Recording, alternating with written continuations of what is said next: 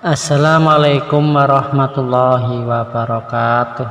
Para sahabat yang dimuliakan oleh Allah, semoga kesehatan, keselamatan, perlindungan Allah, rezeki yang berlimpah ruah, umur panjang yang barokah senantiasa dilimpahkan oleh Allah kepada kita sekalian.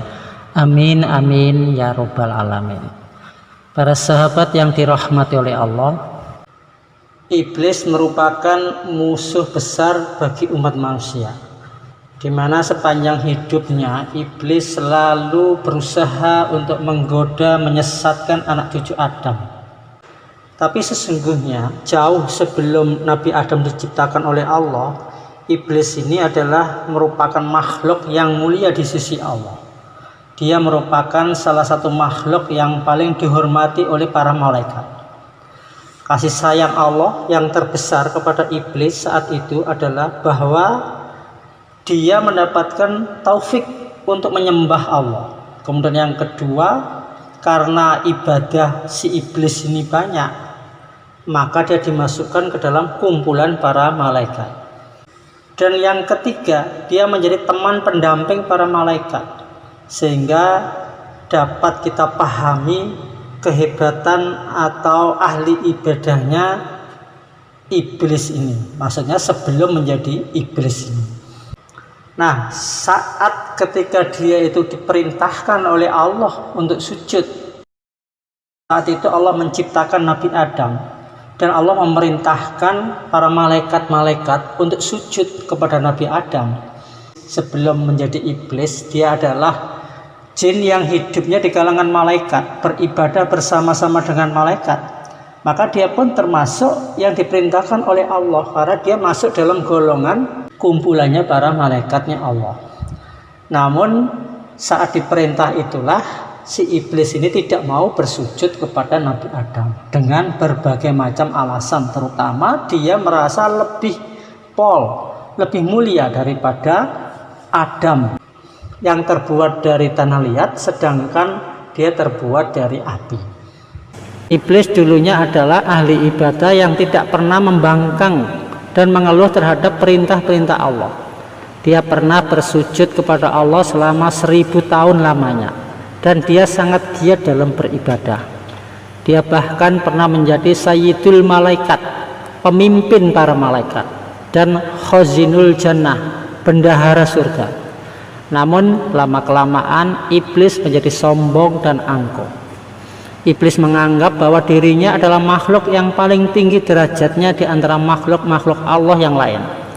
Sehingga pada suatu saat Allah menciptakan Adam sebagai manusia yang pertama, Allah menyuruh para malaikat untuk bersujud kepada Nabi Adam.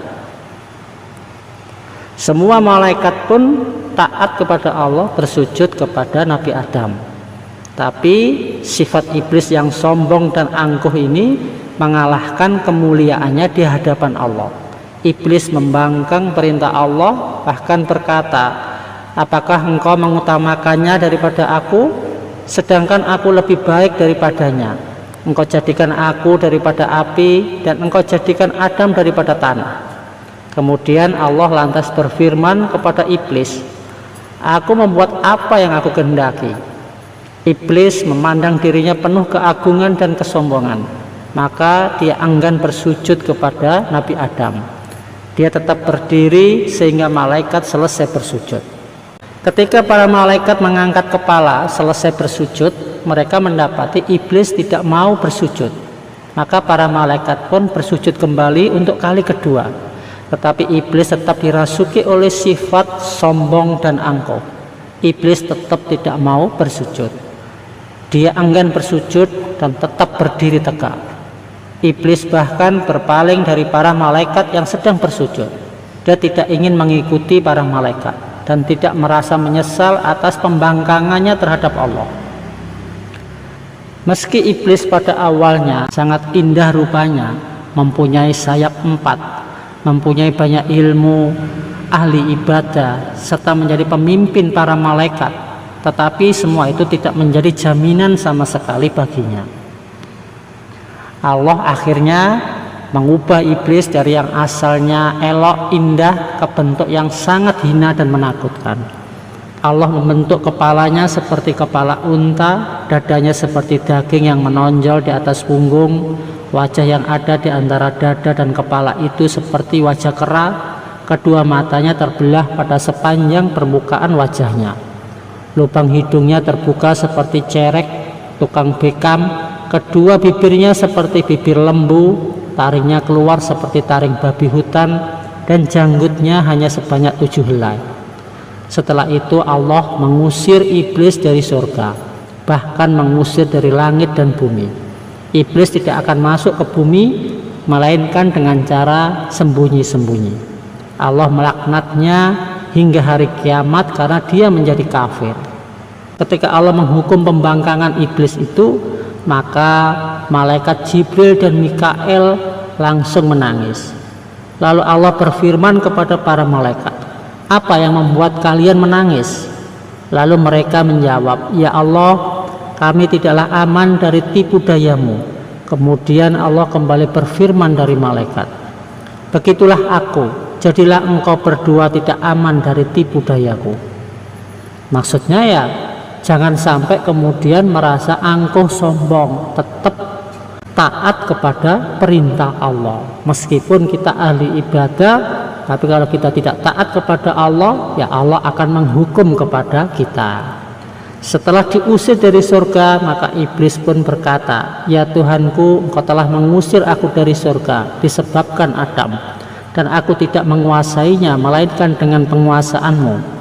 Lalu Allah berfirman kepada iblis, "Engkau dikuasakan atas dia, yakni atas anak cucunya, sebab para nabi adalah maksum." Iblis berkata lagi, "Tambahkanlah lagi untukku." Allah berfirman, "Tidak akan dilahirkan seorang anak baginya, kecuali tentu dilahirkan untukmu 2 padanya." Berkata lagi iblis, "Tambahkanlah lagi untukku." Lalu Allah berfirman, "Dada-dada mereka adalah rumahmu, engkau berjalan di sana sejalan dengan peredaran darah." Iblis pun berkata, "Tambahkanlah lagi untukku." Maka Allah berfirman lagi, "Kerahkanlah terhadap mereka pasukan berkuda dan pasukan yang berjalan kaki." Artinya, mintalah tolong menghadapi mereka dengan pembantu-pembantumu, baik dengan naik kuda maupun yang berjalan kaki. Dan bersekutulah dengan mereka pada harta, yaitu mendorong mereka mengusahakannya dan mengarahkannya ke dalam haram.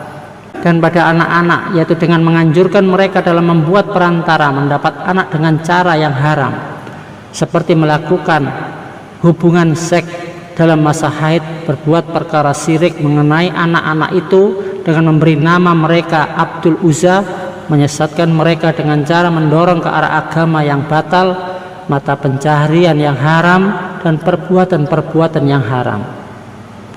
Demikian kisah ini kami sampaikan, semoga bermanfaat. Assalamualaikum warahmatullahi wabarakatuh.